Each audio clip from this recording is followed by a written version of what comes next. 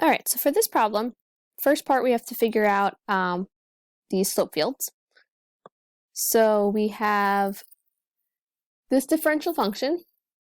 So we've got the first derivative, and we want to sketch the slope fields. For time purposes, I'm just going to kind of sketch them in, but what I would do if I were you is I would make an x, y, and y prime chart and use these points. So, if I plugged in -1 was the x and 0 was the y, I would plug it into here. So I'd have 0 minus 1, so I'd have -1 over -1 squared, which is 1, so my slope would be -1.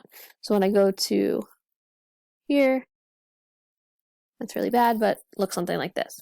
So for each point, we're going to do that. So for this one, oops, that's supposed to be, can't draw it right. Oh my goodness.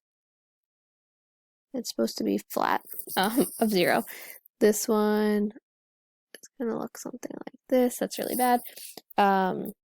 Notice that these are not points that we have. So we're going to do 1, 0. So that looks like that. This again should be flat of 0. Here we have positive slope. Here we have positive slope but less steep. Here again we have 0. And here we have a not steep negative. Okay, so aside for this one, that's supposed to be 0 here. That's flat. If you're not sure how to find them, just look at the videos for slope fields again and make a little chart to help you figure out each one.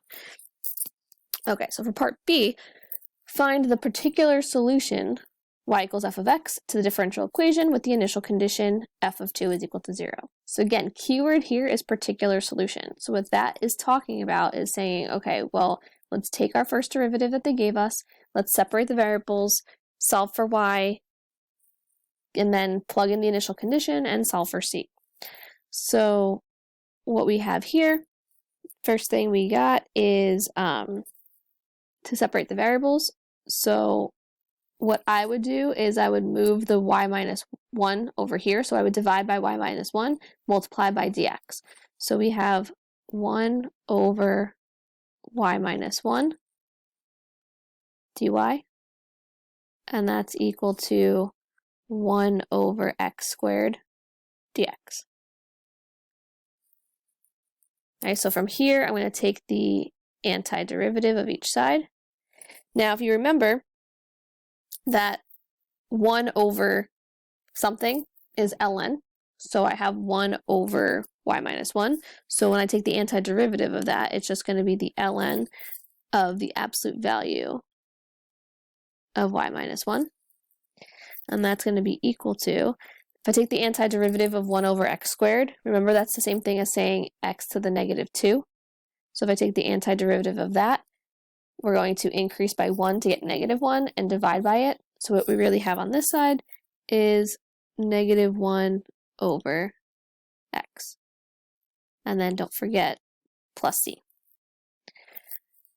Okay, so if I want to get y by itself, my issue here is that I have an ln. So to get rid of the ln, we have to change forms and use the base of the ln, which is e. So what we're going to do here is say e to the -1 over x plus c is equal to, now we can drop the absolute value bars because we know that that has to be a positive number. So equals y minus 1. So similar to one of the other videos that we had, I can break this up and say it's e to the -1 over x times e to the c. So whenever we have the e to the c, that's just some constant c that comes down in front. So I can just make this ce to the -1x. So to get y by itself, I'm going to add 1 to the other side. So we're going to say that we get y equals, and it's going to be ce to the -1 over x plus 1. Right, and if you're confused how I went from here to here, look back at the other videos from last time to see how we can break that up. So now that we have our function, we have to solve for c. So we're going to use our initial condition. So f of 2 is equal to 0. So we're going to plug that into here. So we're going to say 0 is equal to ce to the -1/2 plus 1. So I'm going to subtract 1. So I have negative 1 equals c e to the negative 1/2. And then I want to divide by the e to the negative 1/2 because I'm trying to get c by itself. So if I divide by e to the negative 1/2, it's the same thing as multiplying by e to the positive 1/2, because if I divide by a negative 1/2, the negative in the bottom of a fraction, the negative exponent, is the same thing as a positive exponent on the top. So I can get that c is going to be equal to negative e to the positive 1/2. So that's what c is equal to. So now if I go to plug this stuff back in and say, okay, well, y is equal to, so c we said is negative e to the 1/2. So that's c. And then I have e to the negative 1 over x plus 1. Because I have these two e's being multiplied together, our properties of exponents say that if the base is the same, we can add our exponents together. So what we're actually going to end up with, simplified, is going to be that y is equal to, I'm just going to put the 1 first because I like that better. Since this is a negative value here, I'm just going to make it minus and make it next. So e, and then I'm going to take this and this as the two exponents and add them together. So it's going to just be 1/2 minus 1 over x. So it looks a little bit better. Whoops, this doesn't look so good though. There we go. It looks a little bit neater. Instead of having two e's, we only have one e. Okay, and then the last part for this question, for the particular solution y equals f of x described in part B, find the limit as x approaches infinity of f of x. So what we're trying to do here is we're trying to do the limit as x approaches infinity of what we got in part B. So that would be 1 minus e to the 1/2 minus 1 over x.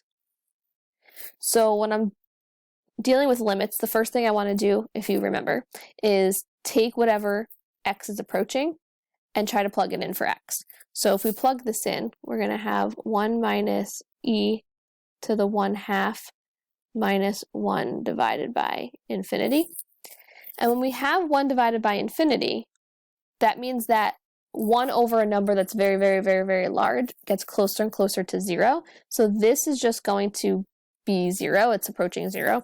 So we can say that this would be 1 minus e to the 1/2 minus 0.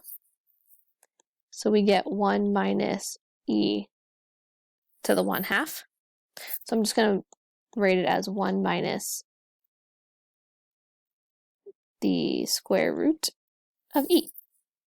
So my final answer for this would be that the limit as x approaches infinity of 1 minus e to the 1/2 minus 1 over x is equal to 1 minus the square root of e.